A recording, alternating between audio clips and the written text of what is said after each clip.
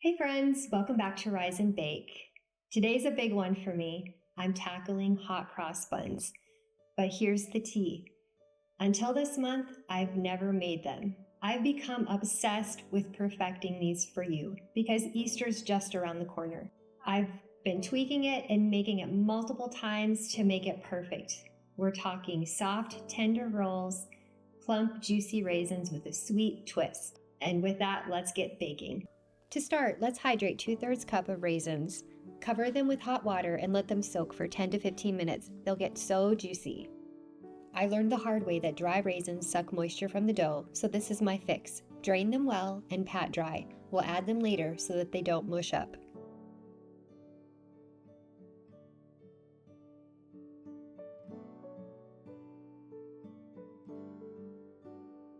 Take 3/4 cup of warm milk between 90 and 110 degrees Fahrenheit, a pinch of sugar, and 2 1/4 teaspoons of active dry yeast. Whisk this together and wait 5 to 10 minutes till it's frothy.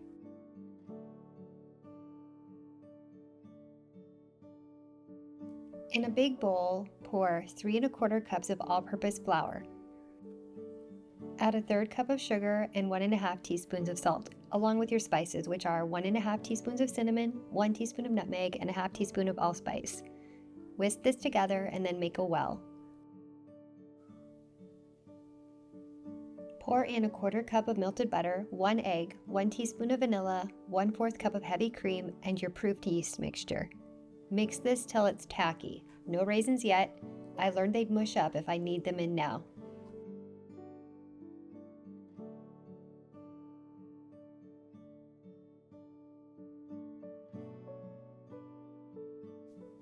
Start with a lightly floured surface or pop it in your stand mixer. Knead this sticky beauty for about 6 to 8 minutes or until it's silky smooth. Want a tip? Let the dough chill out for a few minutes beforehand. It gives the flour time to soak up all that moisture. I go easy on extra flour because I'm after light, fluffy, hot cross buns.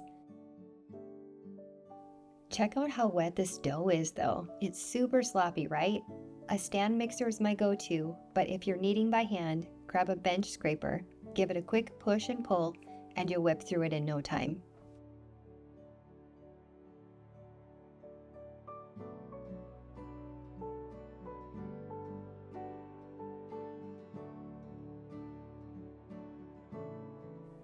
At this point, I haven't added any more flour and the dough is so much more manageable and hydrated.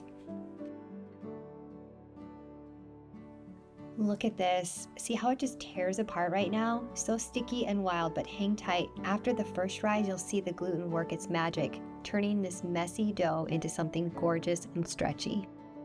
Once it's all smooth, flatten it out and spread those hydrated raisins over them. Fold them in gently. No heavy kneading now or they'll break.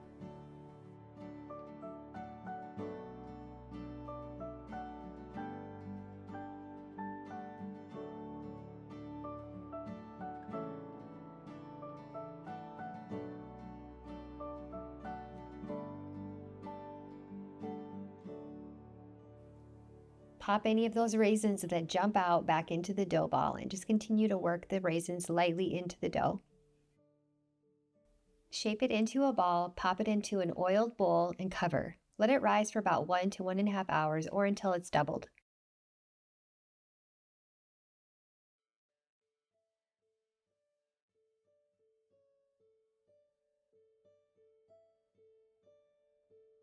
You can do the poke test to see if your dough has risen enough and the dough does not spring back, so my dough is ready to go. Look at how stretchy that is. That is good gluten development. Divide your dough into 12 equal portions. You can weigh it or eyeball it, whichever one you prefer.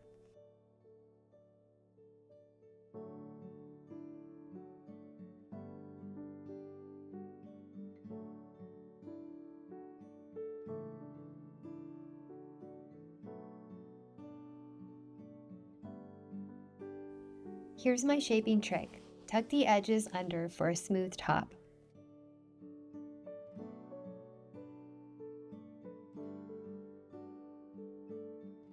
Place it on the counter and then cup your hand like a C, dragging it along the counter.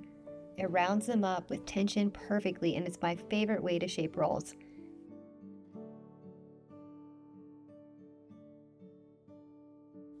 Place them on a lined tray, an inch apart.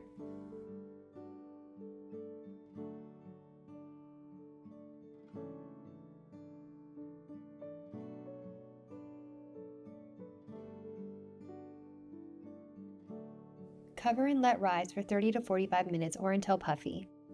While the buns rise, mix a third cup of flour with a quarter cup of water till smooth.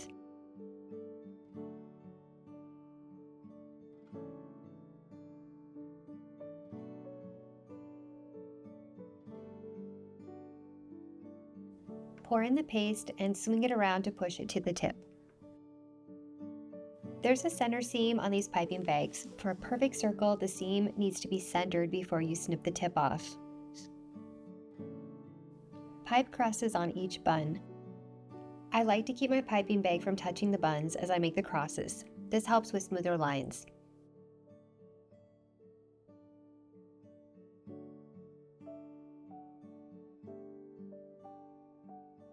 If you want thicker lines or need to make any corrections, just go back over the cross again.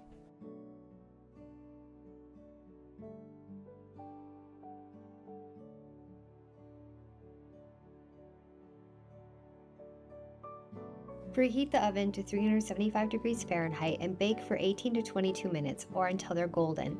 Tap them and they'll sound hollow when they're done.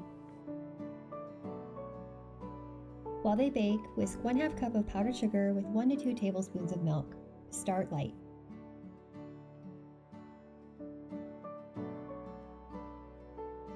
Once you get the right consistency, add 1/2 teaspoon of orange emulsion for a zesty pop.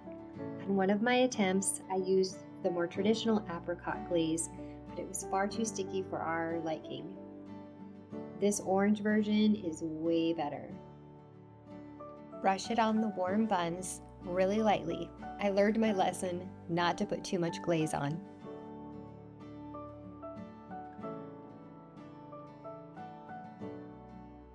Here they are, my perfected hot cross buns. I'm so proud of these. Soft, flavorful, and totally new to me. The raisins, the vanilla, and the orange glaze, it's my mission complete for you all. So how did I do? I'm dying to know what you think about it, so let me know in the comments if I nailed it or not. And while you're at it, like, subscribe, and hit that bell for notifications if you're with me on this baking adventure. See you next time.